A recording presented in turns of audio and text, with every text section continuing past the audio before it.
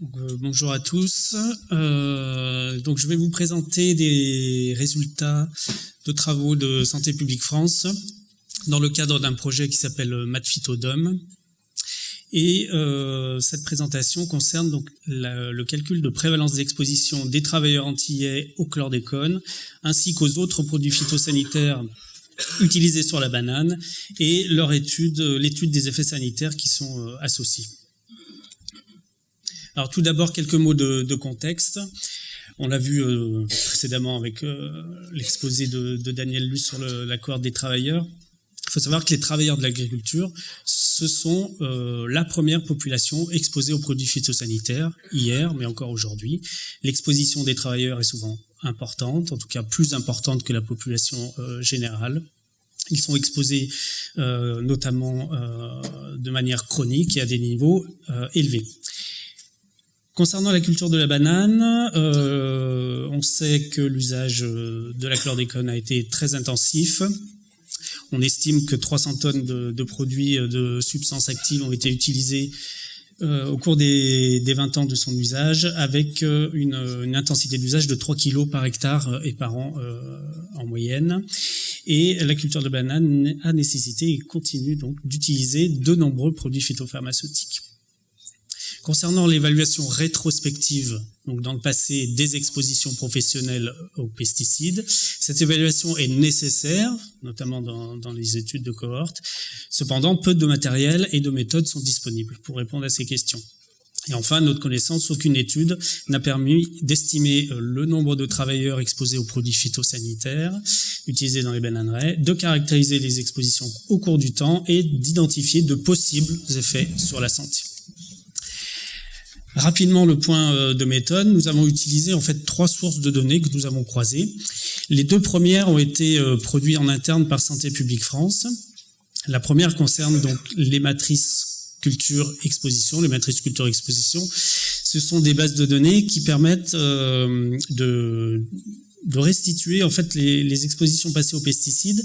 Nous avons donc réalisé une matrice spécifique à la banane aux Antilles. Celle-ci liste une 60aine de pesticides qui ont été utilisés entre 1960 et 2015, qui sont répartis dans une 30aine de familles chimiques différentes. Et on s'est intéressé à la fois aux fongicides, aux insecticides et aux herbicides. Chaque pesticide listé dans la matrice est accompagné d'indices d'exposition, d'une probabilité, une fréquence, ainsi qu'une intensité qui n'a pas été utilisée par contre dans cette étape du travail.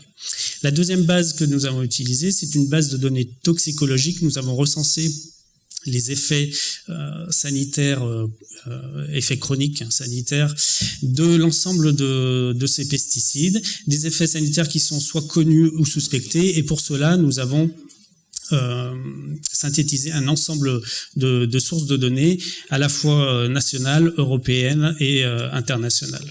Nous nous sommes intéressés donc au CMR, ce sont donc les cancérogènes, les mutagènes et les reprotoxiques, ainsi que les PE, les perturbateurs endocriniens. Il y a d'autres effets sanitaires dans cette base de données, mais nos travaux qui vous sont présentés ici sont limités à ces 4 effets sanitaires. Donc à ces 2 bases, nous avons rajouté une 3e base qui est issue donc de l'Agreste, du ministère de l'Agriculture, pour obtenir en fait des données sociodémographiques sur les anciens travailleurs de la banane. Pour ça, donc, nous avons utilisé les recensements agricoles, ce qui nous a permis d'avoir des caractéristiques populationnelles pour les années de 1981, 89, 2000 et 2010.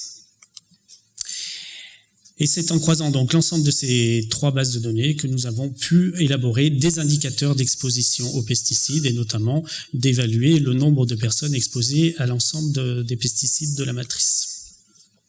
Quelques résultats pour appuyer mon propos. Donc tout d'abord, ici vous avez les effectifs des travailleurs agricoles permanents qui sont présents dans les bananeraies aux Antilles, donc aux 4 dates de recensement que je vous ai évoquées.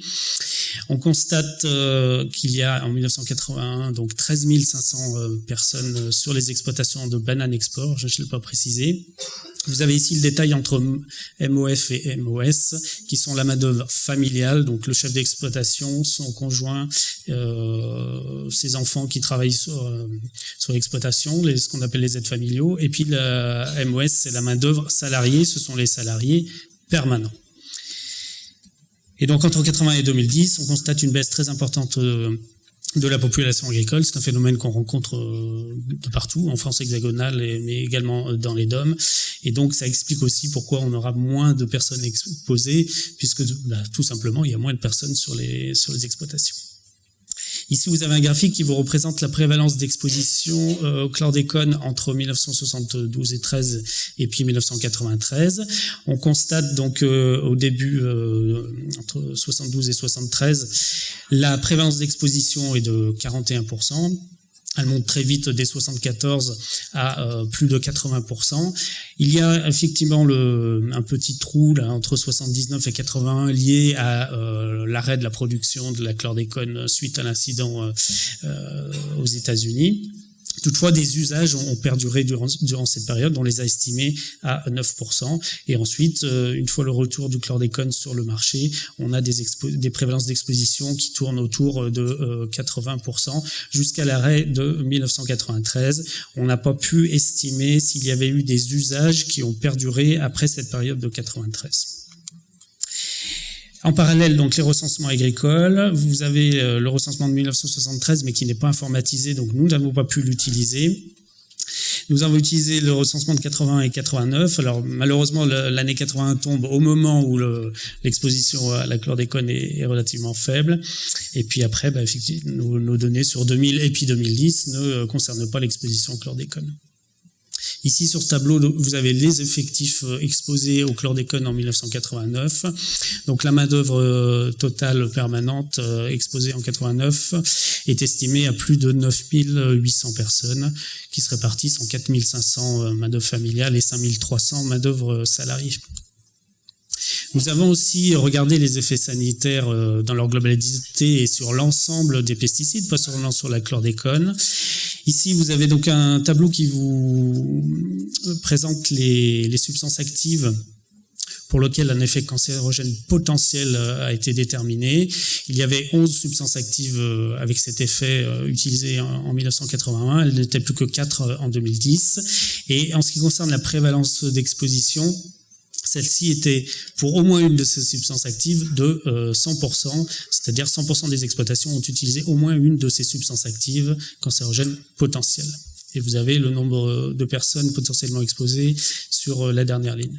De la même manière, sur la perturbation endocrinienne, donc 12 substances actives en 81, 7 en 2010. Là aussi, des prévalences d'exposition très élevées, au moins pour une substance active parmi l'ensemble de celles-ci. Et puis là, vous avez les effets reprotoxiques potentiels avec donc un nombre de substances actives de 8 en 81 qui monte jusqu'à 11 en 89 et qui baisse puisqu'on n'est plus qu'à 5 en 2010. Un autre graphique pour vous présenter en fait le nombre de substances actives qui sont utilisées dans les bananeraies aux 4 dates donc du recensement agricole. En 81, par exemple, on a 24 substances actives qui sont utilisées par les agriculteurs, dont 58% d'entre elles qui ont un effet potentiel, potentiellement cancérogène, mutagène, reprotoxique ou de perturbation endocrinienne. Le chiffre maximum d'utilisation en nombre de substances actives, c'est 1989 avec 31 substances, avec une part relative des substances actives avec un potentiel effet sanitaire de toujours 58%. Et en revanche, en 2010, on n'a plus que 13 substances actives, mais pour autant, 69% d'entre elles ont un effet potentiellement cancérogène, mutagène ou reprotoxique ou de perturbation endocrinienne.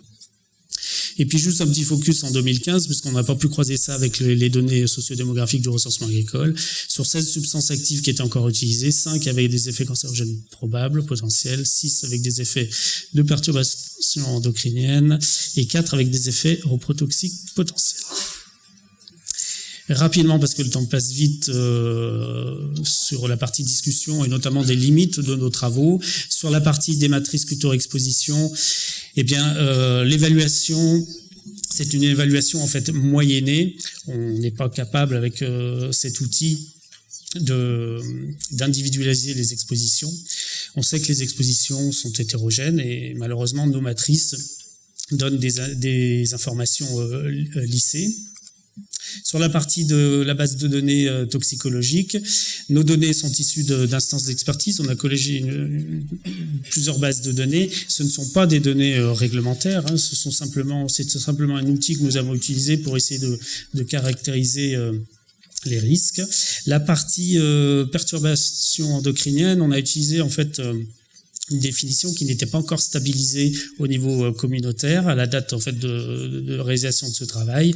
Or, depuis quelques mois, on a des données plus stables sur cette définition. Et enfin, on a exploité cette base de données seulement pour les CMR et les perturbateurs endocriniens. On aurait pu aller plus loin puisqu'on a classé 11 effets sanitaires. Sur la partie recensement agricole, aussi quelques limites. Vous l'avez vu, je ne vous ai présenté que la main-d'œuvre permanente, main-d'œuvre familiale et salariée. On n'a pas de données sur les saisonniers parce qu'en fait, on ne peut pas les dénombrer. On a des nombres de jours de travail, mais pas des nombres d'individus. Et puis, pour rebondir à ce qui a été dit tout à l'heure, on n'a bien évidemment pas de données sur les travailleurs non déclarés. Et enfin, ce sont des données donc décennales. Et si on veut faire un suivi longitudinal pour calculer des prévalences de vie entière, on n'est pas capable de le faire en utilisant cette méthode. Ici, on a simplement présenté des phénomènes à 4 dates fixes du recensement agricole. Notre travail a aussi des forces. Pour la partie matrice, donc l'avantage, c'est qu'on est exhaustif sur l'ensemble des pesticides. On travaille sur le chlordécone, mais aussi sur les 60 pesticides utilisés. On est rétrospectif, et puis on peut aller faire des regroupements par famille chimique. Sur la partie toxicologique, eh ben, on a compilé plusieurs sources de données. On ne s'est pas seulement limité à une seule source. On dispose de toutes ces caractéristiques pour tous les pesticides qui ont une autorisation de mise sur le marché de 1960 à nos jours. Et le recensement exhaustif, lui aussi, est exhaustif. Et puis, il est possible d'identifier des catégories d'emploi, le genre, l'âge, etc. En conclusion, donc, au cas de date du recensement, l'ensemble des exploitations de la banane aux Antilles a utilisé au moins une substance active potentiellement cancérogène, reprotoxique ou induisant une perturbation endocrinienne. 100% des travailleurs sont exposés à au moins une de ces substances une fois dans leur vie. Pour la partie chlordécone, on l'a vu, la prévalence d'exposition entre 73 et 93 tourne autour des 80%, excepté donc la période d'absence. Et puis en 2018, eh bien potentiellement, ça c'est un peu, on ne sait pas trop encore, c'est que l'exposition pourrait persister du fait du caractère permanent de la molécule et de l'existence d'une exposition par les terres contaminées. Et enfin, actuellement, 60% des pesticides utilisés sur la banane sont potentiellement cancérogènes, reprotoxiques ou perturbateurs endocriniens.